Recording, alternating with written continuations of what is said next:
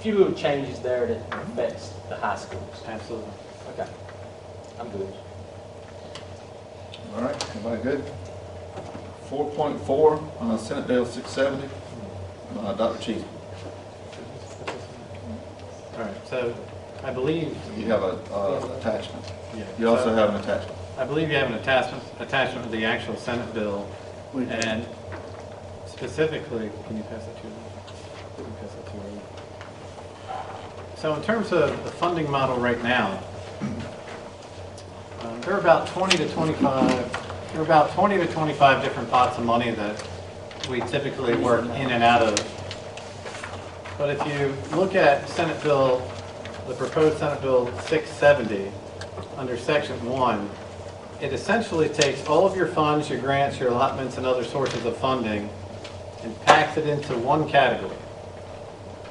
And they're looking at that date to be effective based on this proposal to be July 1. So the handout I just gave you is a projection.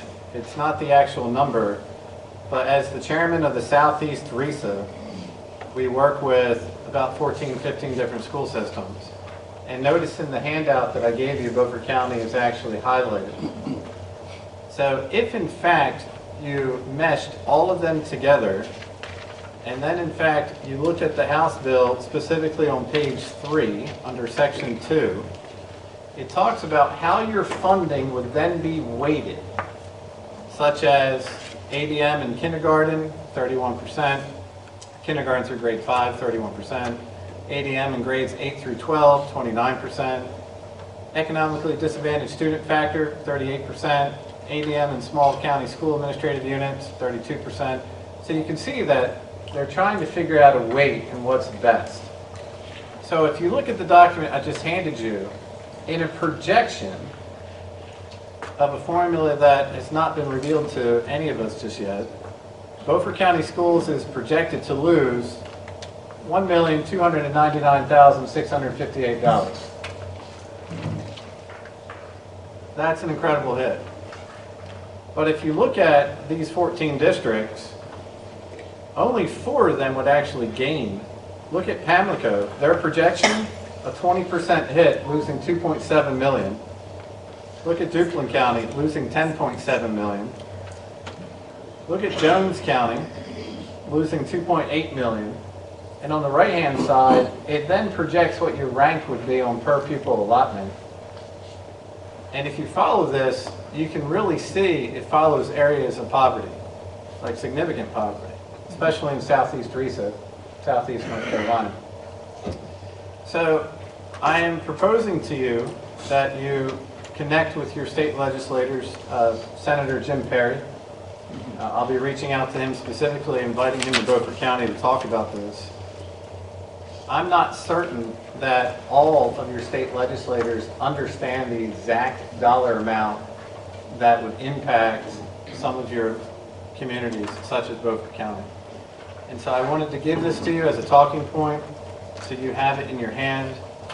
Today I appeared on the Public School Forum for North Carolina, where Marianne Wolf specifically asked questions to myself, Kathy Spencer, the Executive Director for the Southeast RESA, and we talked about what the impact would look like for Eastern North Carolina, not just Beaufort County.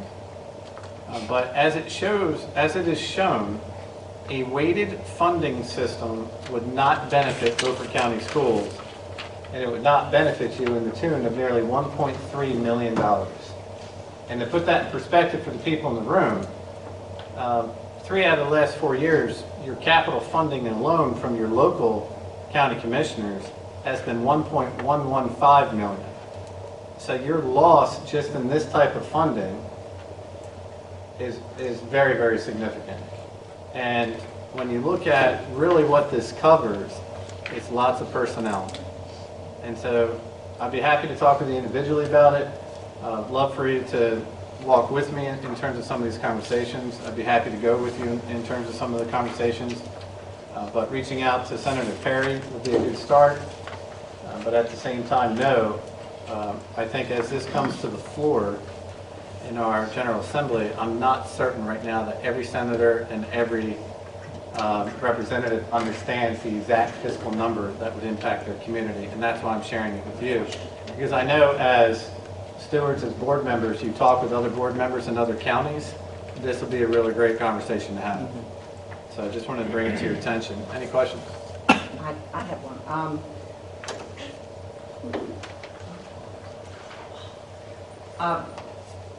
You said there, you think some are really not aware of the impact, and we're not quite sure how they have done this formula. Right.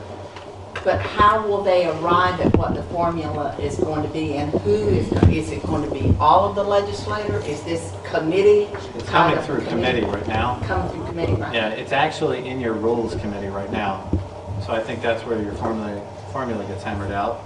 I think that's where more of your legislators will understand. I think there will be greater conversation as boards of education have direct conversations with their legislators. Because I think your county commissioners would want to know what this looks like as well. Because it may ultimately be one of those state laws, state mandates, unfunded if you're losing, Right. right? That then is put the burden back onto your local elected officials, your county commissioners, and what does that look like and sound like? So right now it's in rules committee, and that's where I think the formula gets hammered out a little bit more. Now, the concern is some at the state want you to rip the Band-Aid off and start July 1 because of year-round schools.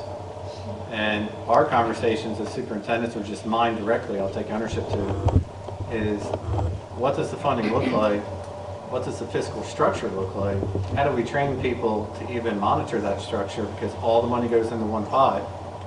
And then on top of that, if you pass it in law to start July 1, you're giving me less than 60 days of you as the board to make decisions on how you're going to handle $1.3 million loss over time. How and where you're going to cut. That's very scary because when you're looking at small school districts just in the southeast, and those of poverty, such as Jones, such as Sampson, such as Washington County, $2.4 million, 18.56% loss. That's a huge hit for Eastern North Carolina, and we need to advocate not just for Beaufort County, but for Eastern North Carolina, because this is going to be a hard hit. I mean, our neighbor Pamlico loses 20.6% of their funding. Well, if you're down in the Snowden area, down in the Aurora area, in the Richlands area, and sometimes we trade students, what does that look like? And so wanted to bring it to your attention, at least to be able to ask your state legislator, specifically Jim Perry, or if you look at Senator Lee, Galley, and Barnes, who sponsored the bill, those are conversations that you can start to have. Are there any ideas out there about how to do it differently? Well, how to do it differently is not to do it this way just now. Right. Okay? I get that, but I meant, are they And coming up with alternatives? Well, and I'm not trying to really be funny, and Oh, I'll I say it that know. way. The alternative is to leave it the way it is, just like they have with the accountability system. And then on paper, pilot what the new system would look like over 8 months, 10 months, to really gain a feel for what it would look like, so you understand what the barriers are that surface. But right now, the other way is to hold tight, because you're getting so close to the new fiscal year. And then the other part of that too is, I've been blessed to be the chairman of the Low Wealth Schools Consortium, which Beaufort County actually sits in.